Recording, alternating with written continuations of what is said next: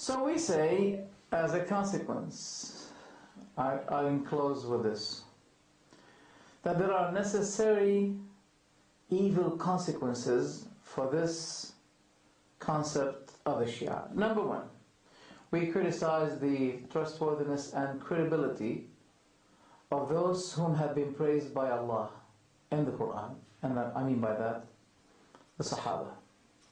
Amazingly, only 3 of the Sahaba remained Muslims after the Prophet's death, according to the Shia. And the others, they became kafir. And how good this will be for the opponents of Islam by saying to them, you claim that this book was written, compiled, collected by those companions who became kafir. So we have the right not to believe in your book. Because the Shia say that those companions, doubting the credibility of those companions will lead to the doubt against the book they collected. Second, doubting the credibility of the Prophet who gave the land to Fadak as a gift to Fatima apart from her other sisters. The third thing is that Fatima came to seek something which she knows doesn't belong to her. Number 4, that Ali was a partner in oppressing Fatima beside Abu Bakr and Umar and Uthman. Why? Because he did not give the land of Fadak to the children, to the sons and daughters of Fatima. He didn't give them the land when he became the Khalifa.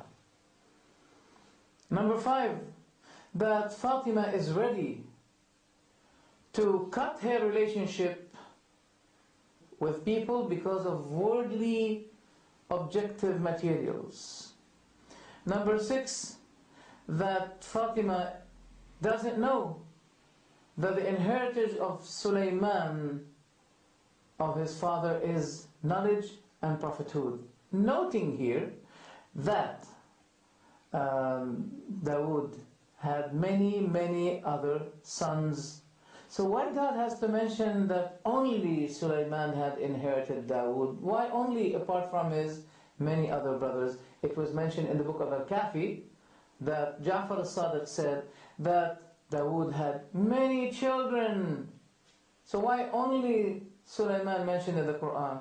So that leads to the belief that God is not fair as well, which makes it clear that God is not talking about money. And what is the value? What is the benefit? I mean, what is the point of mentioning in the Quran, revealing to the Prophet, verses to tell us that Sulaiman inherited the money and the property of his father? Does that make sense? No. And also, quoting Zakaria, that he said, وَإِنِّي خِفْتُ الْمَوَالِيَ مِنْ وَرَائِي وَكَانَتْ امْرَأَتِي عَاقِرًا فَهَبْ لِي مِنْ لَدُنْكَ وَلِيًّا يَرِثُنِي وَيَرِثُ مِنْ آلِ يَعْقُوبَ. That Zakaria said, I have fears, I have concerns about what should be inherited after me. So grant me, O Allah, a son that will be inheriting me and will be inheriting from the family of Yaqub. When he talks about the family of Yaqub, he's talking about generations before him. Is he talking about the inheritance of money from the family of Yaqub? Look how those people are changing and twisting the meanings of the Quran.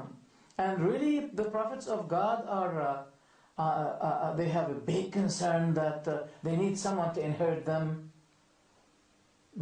Makes me think that maybe he was something like Bill Gates. He was a very rich man and he had a lot of concerns. Oh God. By the way, he was a carpenter. Zakaria was a poor man and he was a carpenter. Why he was so much concerned and worried about who should be inheriting him? God is not talking about property of money when he was talking about those prophets. No. He was talking about someone who inherits the knowledge and prophethood. And God granted Zakaria a son whose name is Yahya. And he was a prophet. And that proves that what Zakaria meant was prophethood. To be inherited the knowledge to someone after him, and that is his son. So all of what those people are bringing it leads to bad and evil consequences. I have clarified this, and I hope that will be beneficial to the Muslims, because I think it's very important for our non-Arabic speaking brothers to understand these facts that had not been clarified before. Thank you very much. See you at another time. Assalamu alaikum.